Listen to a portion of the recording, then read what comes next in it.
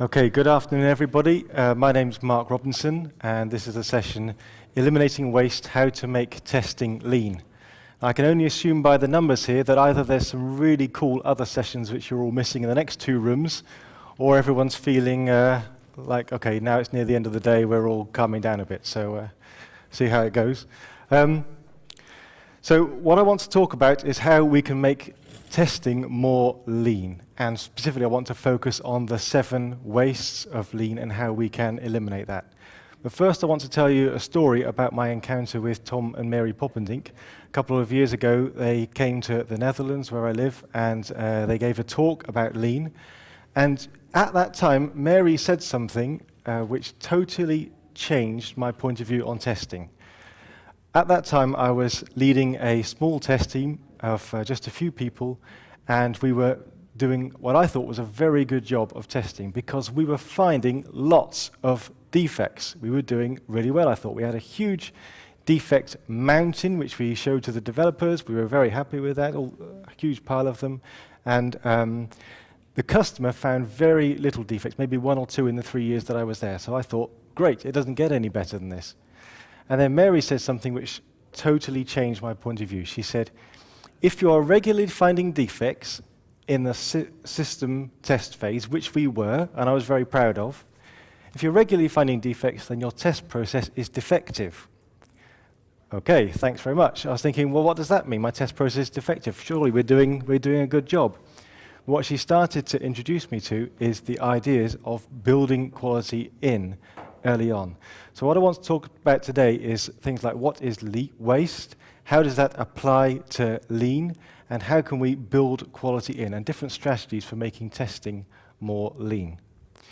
So first of all, let's just make sure we're all on the same page of what a definition of lean is. I mean, this is the lean conference, so I'm sure we all know, but this is the definition that I'm using. All we're doing is looking at the timeline from the moment a customer gives us an order to the point when we collect the cash. So we've got a whole series of things that we do. We gather requirements, we make a design perhaps, coding, testing, and so on, until the feature is actually installed at the customer site, and then we can start asking them for money. And we are reducing that timeline by removing non-value added wastes. So we look at everything that we do at that time and we say, okay, how much of this is absolutely necessary? And this is in the book, which I'm sure many of you are familiar with, from Mary and Tom Poppendink, Implementing Lean Software Development. So let's look now at what is waste and how those wastes apply to testing, how we can remove them. Well, as I'm sure many of you are aware, there are 7 wastes, and the first one is partially done work, or work in progress. Here's an example. I never finish anything on a cushion. A few years ago, I was working as a developer, and we had iterations of about 3 months, so it was kind of more of a waterfall idea. But at that time, we had 12 features we had to implement. And we were developers, so we enjoyed writing code, didn't like testing, didn't like documentation. So the first thing we did was wrote the code for all 12 features. Great, we enjoyed that. Then, okay, we have to go and do all the other necessary evils. But just at about that point, the project leader came to us and said, hey, so what's the current status? And we said, well, we've got everything working, just need to do a few details like testing and reviewing and things. But basically the code's all there. He said, well, the problem is what you've done now is you've half done 12 things.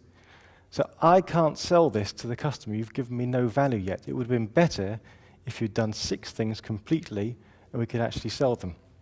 And how this applies to testing, because often we have so many things that are work in progress. I mentioned earlier the mountain of defects. We have these huge defect mountains in the defect tracking database.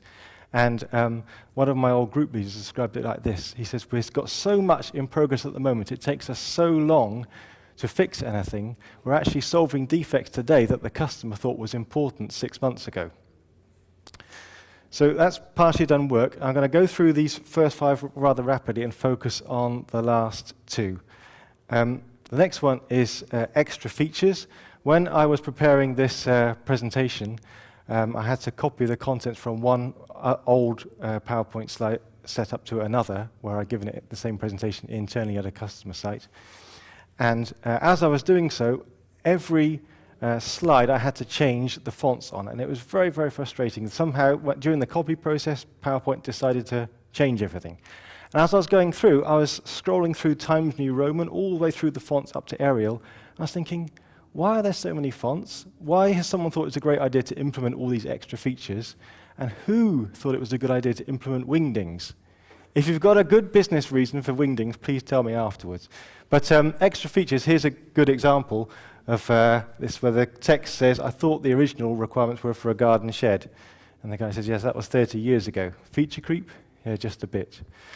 And this is what the Popperdinks presented on that same course I mentioned.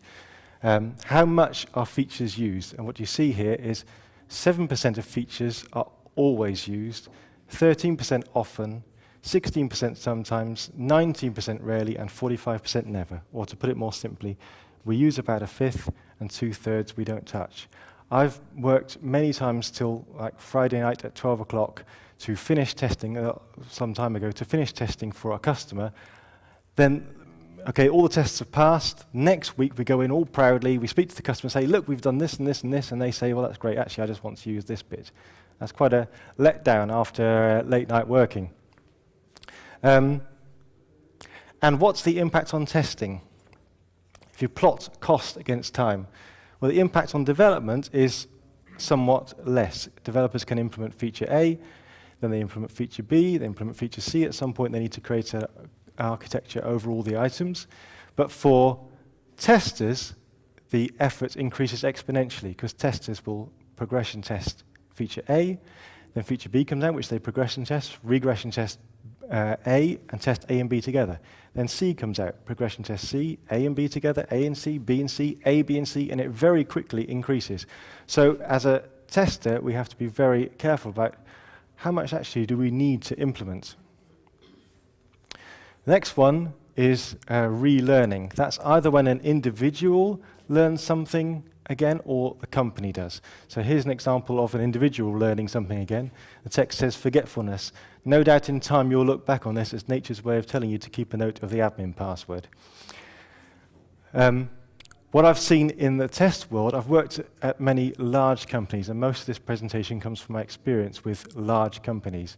And I've seen on at least 2 separate occasions companies all deciding together we need to automate our testing, or rather groups within companies, and each group develops their own automated test framework all independently of each other. This is relearning, because each group is in reinventing the wheel. So one way to get around this is to implement a company-wide wiki. I'm not going to talk more about that now, but if you want to know more, please come talk to me afterwards. It's something that anybody can set up, but in order to make it a real success, it takes a few tricks. Number 4 is handoffs. That's any moment where someone is working on something and then passes it on to the next person. So you have requirements, someone who makes the requirements, and then they've gathered all the knowledge from the customer and they hand it over to design. So here's an example of, that's the wrong button. Here's an example. You can't read the text, I'll read it to you. The top left to right, it says how the customer explained it, how the project leader understood it, how the analyst designed it, how the programmer wrote it, then the top right, how the business consultant described it. It'll be wonderful. And then bottom left, how the project was documented, so not at all, what operations installed, how the customer was billed, a very exciting roller coaster effect, how it was supported, and not, and what the customer really wanted. And what I want to draw your attention to here is the top left and the bottom right. How the customer explained it is actually different to what the customer really wanted. And the only way, as we know from Lean and even from Agile, the way really to increase knowledge, of course, is to continually iterate and get feedback as early as possible from customers. What I've also seen, though, in the test world, at least where I'm working at the moment, is frequently testers will have sometimes will come to the project where I am at the moment and they have a much lower domain knowledge. So the developers have got a lot of knowledge. And where I am at the moment, the testers are spending a lot of time writing test documentation rather than getting really involved in trying to learn the product, which is a waste as well. And also as testers, of course, our responsibility is not simply validation, but also verification. It's not just saying, are we making the thing right, but are we making the right thing? The next one is task switching, and for this I need 2 volunteers. So you 2 are my volunteers. Okay, can you take a moment to read those instructions, and I'll come back to you. Task switching is whenever someone is doing one thing and then they stop and then they start doing something else. So, for example, when I'm working behind my computer, often I am working on something and I have to be creative in writing test cases. And then suddenly a little icon pops up, you've got mail. So I stop what I'm doing and I look at the mail, or some people start talking around me or ask me things. In the book Peopleware, they talk about the concept of flow, which means it's a mindset you need to be in order to be creative. So this works for testers as well as developers. To be in that mindset takes about 15 minutes of concentration just to get into the flow mindset. And if you're interrupted, you come out of that. So if you're interrupted 4 times an hour on average, you're unlikely to do anything creative. And I've personally found if I sit behind my desk for a morning, I'm much less creative than when I get up, go to a separate room and just think just with a whiteboard. One of my colleagues said work is actually the worst place to do work. All right, are you ready? It's a race, so you're both going to start together. And don't cheat. Okay, go. What these 2 are doing is filling in this.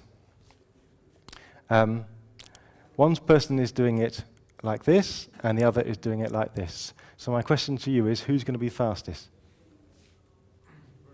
Yeah, and why is that?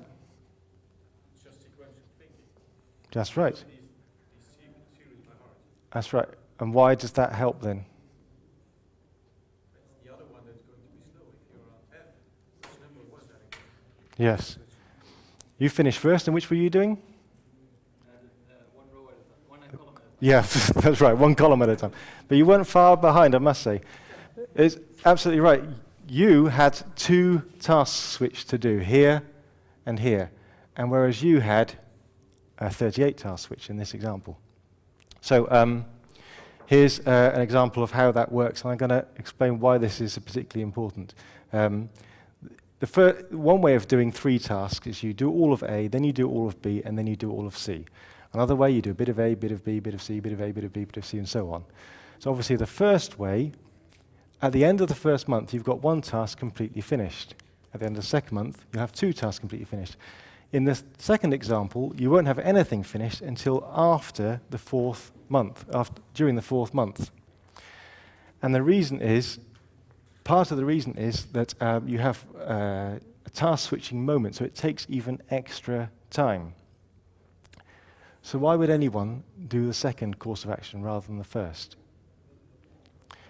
I think the reason is because of the next waste, which is delays. What I mean is, you want to finish a task completely, but often you have to stop and start doing another task because you're waiting for someone to provide input for your current task. When you receive that input, you can carry on, but then you're probably waiting for other tasks as well. So in a working environment, when you're dependent on other people, very often we are kind of forced to task switch. So I'll talk about delays, and I want to focus more time on delays. Probably what I've said up till now has not been new for many people, but I think some of the things now will be more relevant. Here's the 7 wastes, and I'm including defects here, which we're going to talk about in a moment. 7 different wastes. And what I've realized as I've been thinking about them is how they are all related. Now, I just gave an example. Task switching causes delays. It takes you longer to accomplish something. But also, delays cause task switching. So when you're waiting for someone, you have to task switch. Similarly, extra features and delays. I've worked on a project where again, there were increments of, say, 2 to 3 months.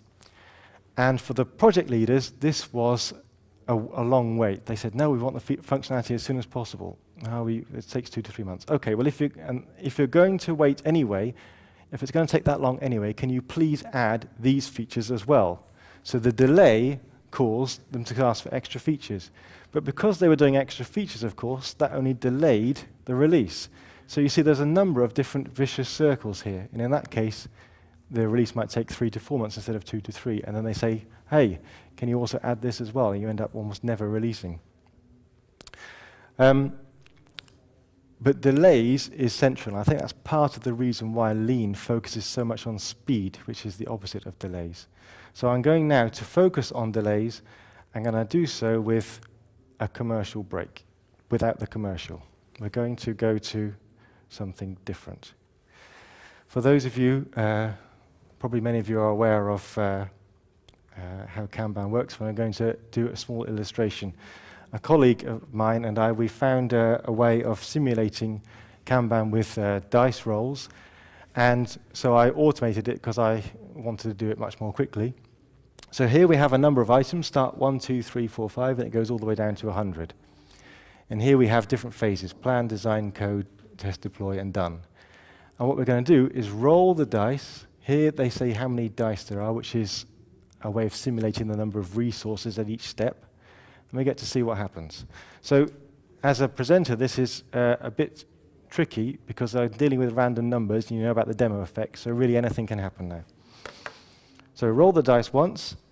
Resources available for this week is 4, which means here's the amount of units it takes to process each item. At the moment, I've got them all the same just to illustrate how you can have variation even when tasks are all the same. Takes 4, so resources 4, so we've moved the first one to here, and we've done, of the 3 resources here, we've processed 1 unit, so there's only 2 units remaining here. Red, by the way, means that there's wasted resources. So roll the dice again, and you see they start moving. I'm going to do it a few more times and just watch what happens. Okay.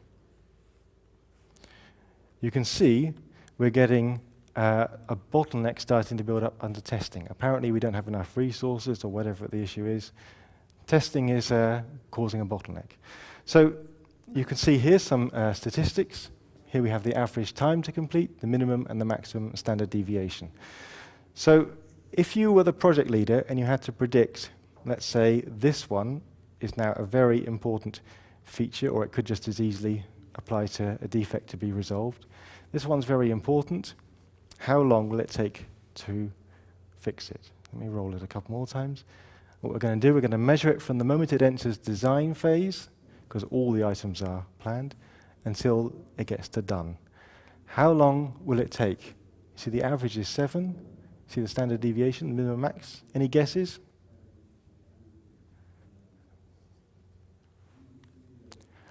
Not all at once. Okay. If I was a project leader, I would guess, I would look at the standard deviation and say, probably 9 or 10 at most. So let's find out. And you can see, because of course of the large bottleneck, it's going to take significantly longer. The question is, how much longer? Let's go up, nearly finished. There we are. It actually takes 16 weeks. And you can see here the increase in this column of the time to accomplish each task. So that might be quite disappointing for your customer. And you say, this customer says, well, 16 weeks, I hadn't expected that. Try again. Here's another task. Call it B. This one is very important. How long will it take? And you look and you think, well, 16 weeks standard deviation, 20 weeks? Let's see.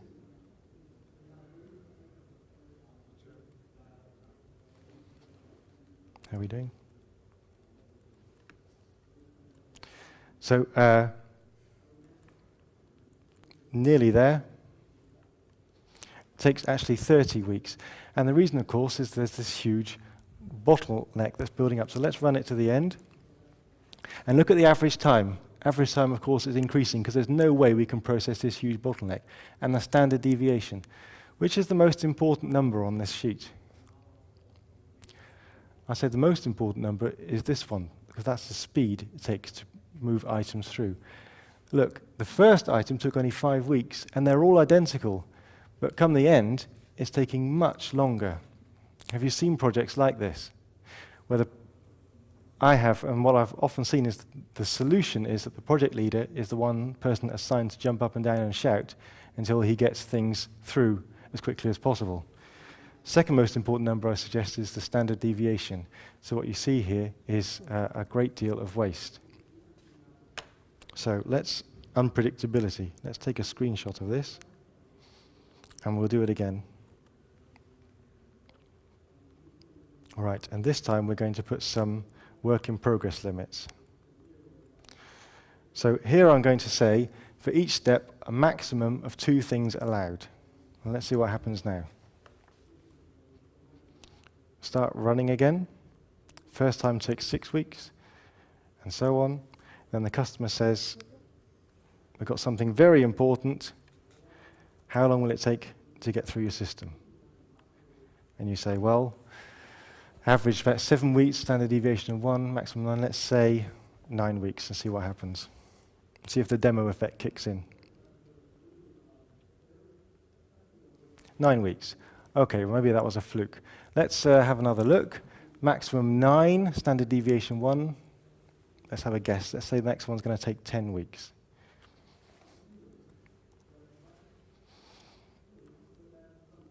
Let's watch this one. 9 weeks, that's even faster. And we run it to the end, and you see what happens to the average time to complete as it goes through. In the previous version, because there was a large bottleneck, the average time only increased. Here, it's pretty stable, and also the standard deviation is stable.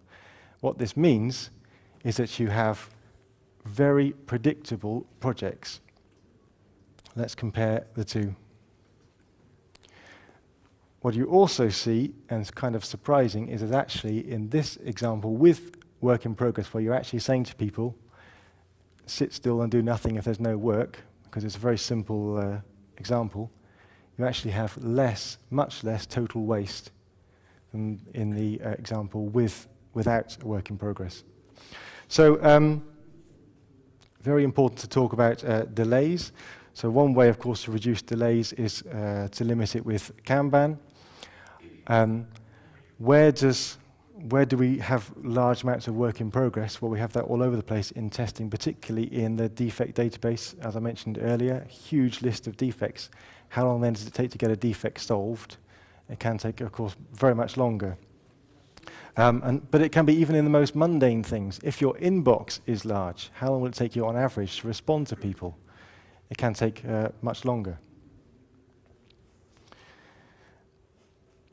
The other way is value stream maps. Before I do this, how many people have had a practical experience of value stream maps, actually applied it in their companies? Can you raise your hand? Okay. So value stream map, let's just revise what they are. You probably can't read the text, but I'm going to zoom in a moment.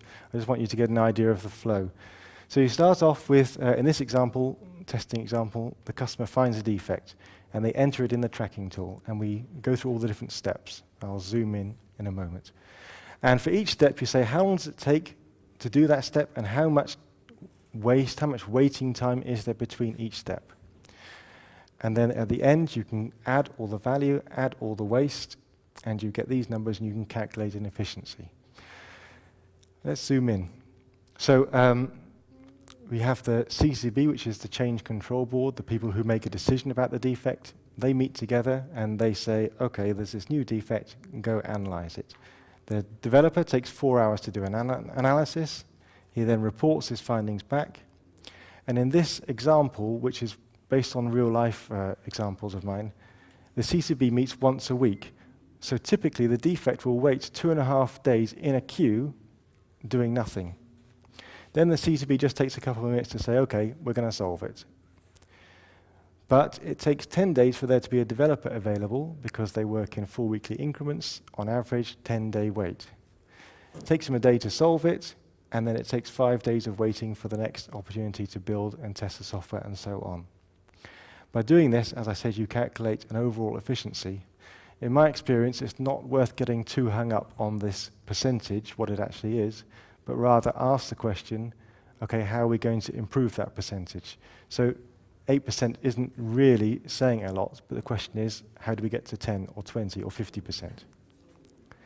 There are two other wastes which get highlighted, which are highlighted here, and that's another reason why doing value stream mapping is so powerful. One of them is that you have a developer doing an analysis here and a developer doing the fix, which is what the previous speaker was also talking about. I've seen this as well, where one developer will do the analysis and a totally different developer will do the fix. So you have a relearning handoff issue, which is only made worse if there's a long delay between the two things. I talked about all the wastes being related. It only increases the chance of them introducing a new defect. Here also, you see there are two possible paths. Either the tester says, yes, it's all okay, in which case it can be deployed, or the tester says it's not okay. And that might be either the defect is not correctly resolved, or what often happens is developers introduce new defects. And so in this example, you have to go all the way back to the CCB. And so this percentage will actually fall quite significantly. This is, now you can see, okay, it's a pretty defective process, but it's by no means an uncommon process, particularly at the large companies where I've been working. So the last one is defects.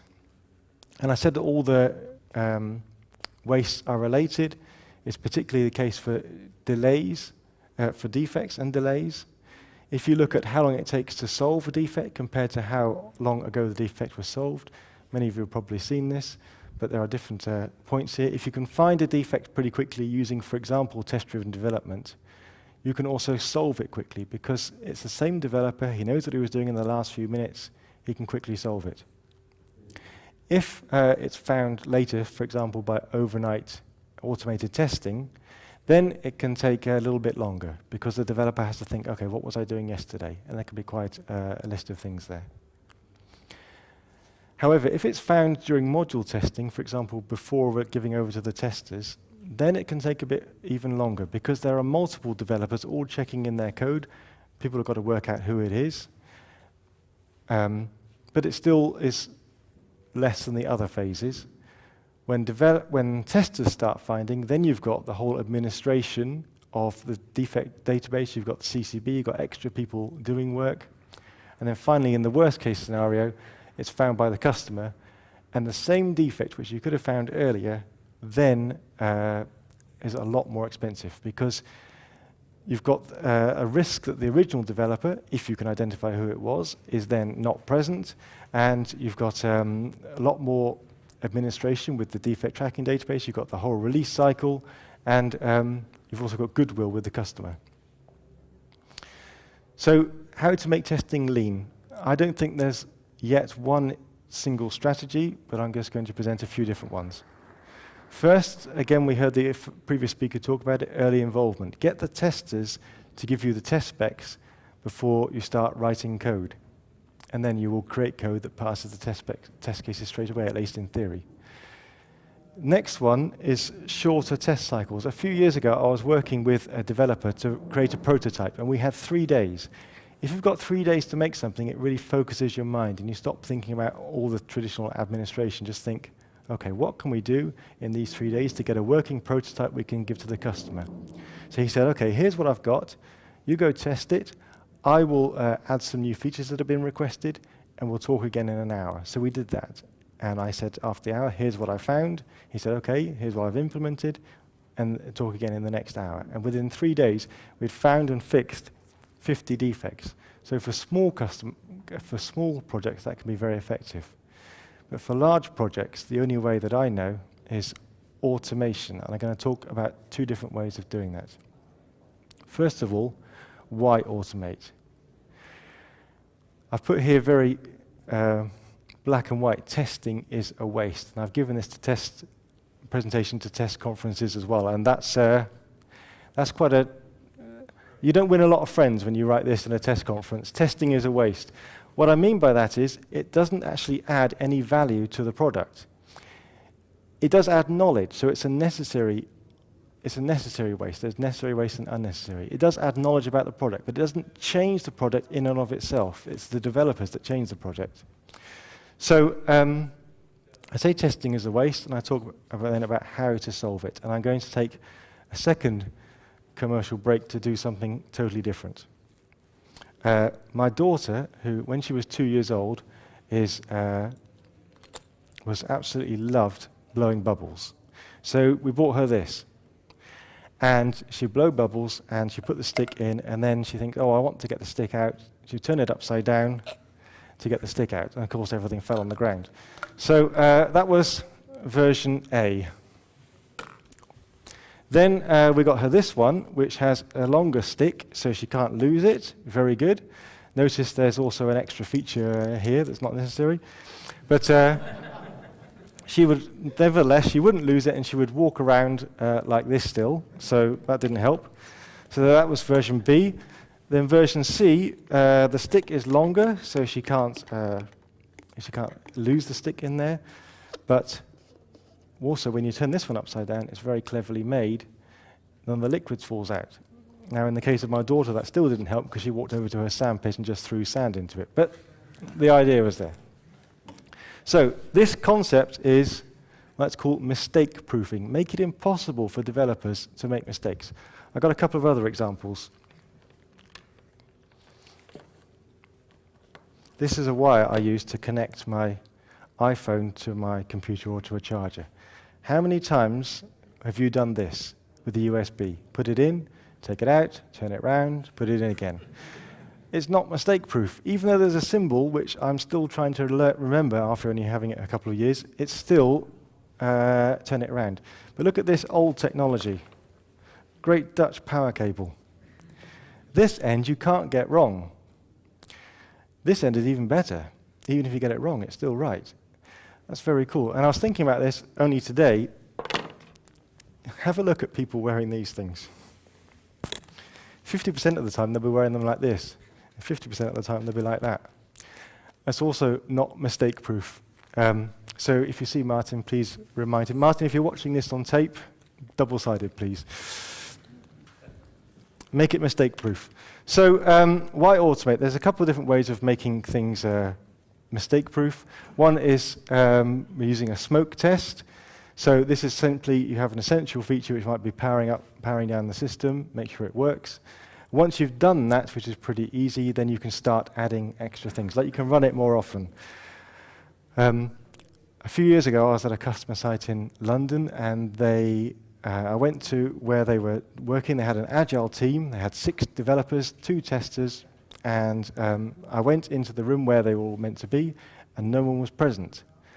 I said, "Where is everybody?"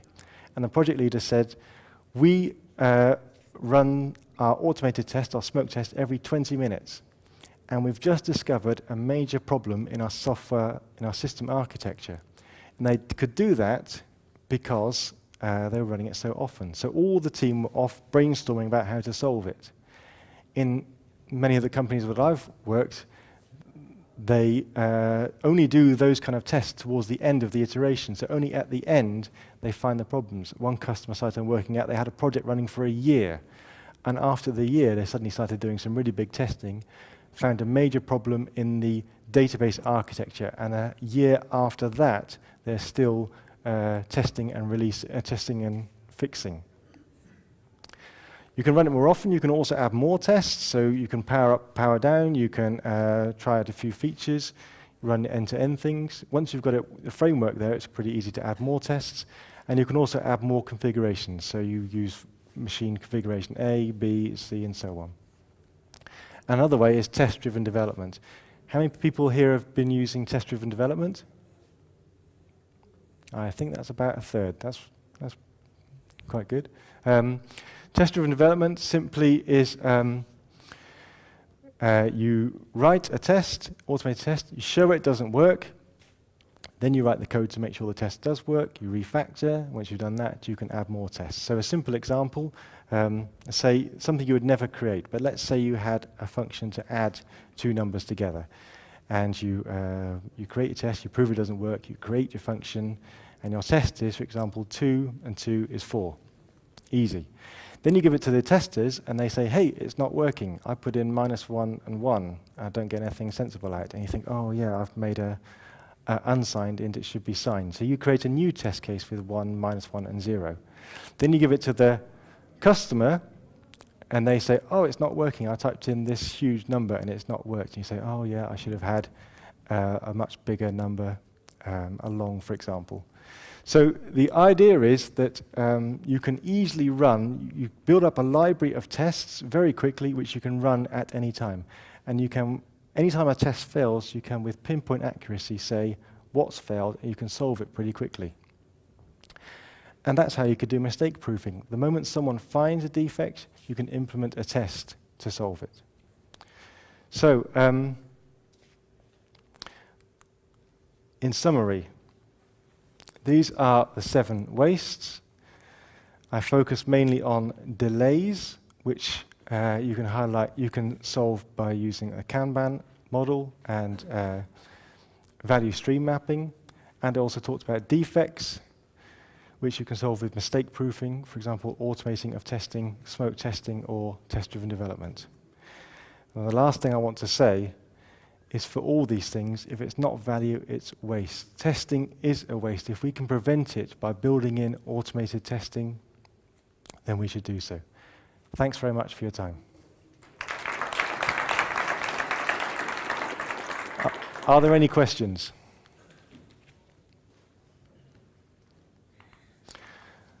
Yeah. In your Excel sheet, you show the total waste. Yeah. In the 2 scenarios. Yeah. What's in that total? Is it only the people being idle, or also waiting in queues? This is a very simple spreadsheet, and it's purely these red numbers, which are the amount of resources that aren't used that week. So, for example, here under deployment, there were two effort items left, and so one was remaining, one was not used. If you want to see more about this, I can show you the spreadsheet. You can come and try it. It's all completely configurable, so you can put random numbers in at different places and just try out different configurations.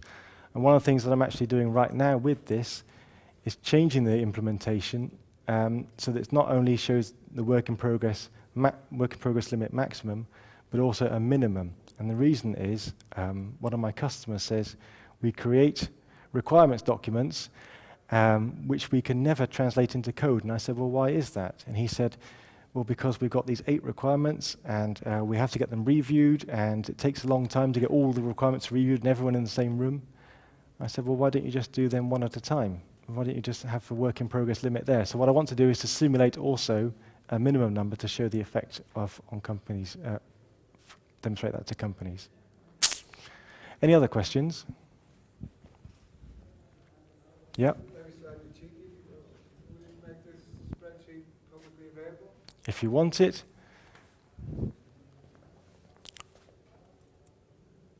you email me here and I'll give it to you. And I'll also, once I've got the new version, you can have that as well. New version including batching. So no problem. Any other questions? Okay then. Thank you very much.